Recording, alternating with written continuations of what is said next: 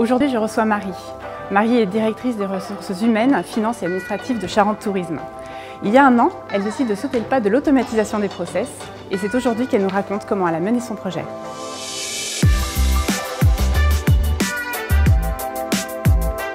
Bonjour Marie. Bonjour Céline. Merci d'être là. Est-ce que tu peux nous parler de Charente Tourisme?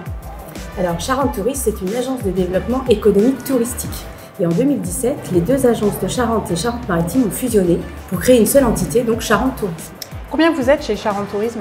On était 47 collaborateurs à la fusion. Aujourd'hui, on est 50 et au 1er janvier 2020, on va passer à plus de 60.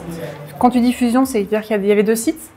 Il y a toujours des sites. Il y a toujours deux sites, d'accord. Effectivement. On a conservé cette spécificité, Angoulême et La Rochelle.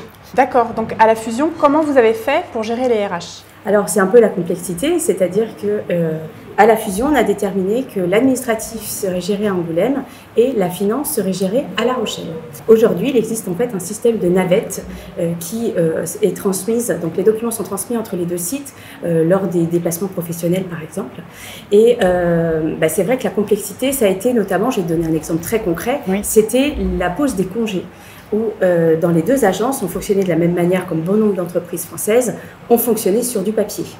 Donc le collaborateur d'un site remplissait donc sa demande de congé, la faisait valider à son manager et était donc acheminé sur le site administratif pour être géré. Et le problème, c'est que le temps que le document arrive, entre-temps, peut-être que le collaborateur, il aura voulu poser notre congé, il aura voulu l'annuler, etc.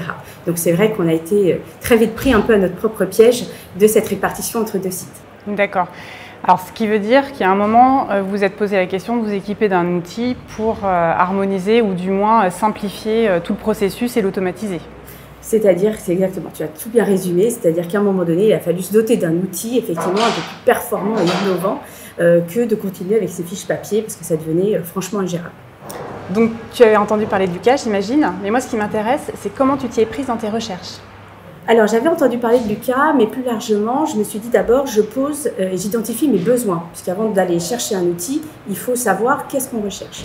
Donc j'ai posé mes besoins qui étaient disposer à minima d'un système d'information pour gérer les ressources humaines, mais également d'un outil pour pouvoir gérer les congés, les notes de frais, et je souhaitais aussi dématérialiser les fiches de paye.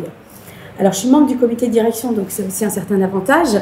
Je leur ai présenté donc, auprès du directeur général et du directeur exécutif de Charente Tourisme ce projet donc innovant Lucas. Ils ont tout de suite adhéré, voyant vraiment le gain de temps. Et puis, l'innovation, c'est vraiment dans l'ADN de la structure de Charente Tourisme. C'est vraiment dans nos valeurs. Donc, ça s'est inscrit naturellement comme proposition et ça a été validé ensuite auprès du conseil d'administration. Alors, je crois savoir que vous utilisez toute la suite Lucas depuis un an. Si tu devais aujourd'hui me résumer brièvement ce que tu en as retiré après un an d'utilisation, qu'est-ce qui a concrètement changé dans ton quotidien, autant pour toi que pour les collaborateurs? Alors la première chose qui me vient à l'esprit, c'est le gain de temps. Le gain de temps à la fois pour mon service qui utilise Lucas au quotidien et à la fois pour les collaborateurs. Alors mon service, je souhaitais vraiment me tourner vers une solution certes innovante, mais qui soit aussi à la fois ludique, ergonomique et facile d'accès. Parce que c'est vrai que quand on travaille sur un outil, autant lier l'utile à l'agréable et que ce soit plus sympathique. Et puis pour les collaborateurs, je souhaitais vraiment que ça soit aussi d'une manière fluide et ergonomique parce que on n'y va pas tous les jours sur Lucas quand on est collaborateur. On ne va pas poser des congés tous les jours. On ne déclare pas une note de frais tous les jours. Donc il faut un temps aussi d'appropriation de l'outil. En tout cas, c'est ce qui m'a vraiment séduite chez Lucas et je n'ai que des retours positifs à la fois des salariés, mais également de toutes les nouvelles recrues que nous avons eues ces derniers mois et qui sont tous unanimes sur l'outil. Alors une dernière question, Marie.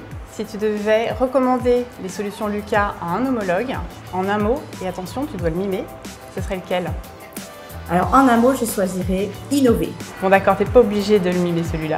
Merci beaucoup Marie et à très bientôt.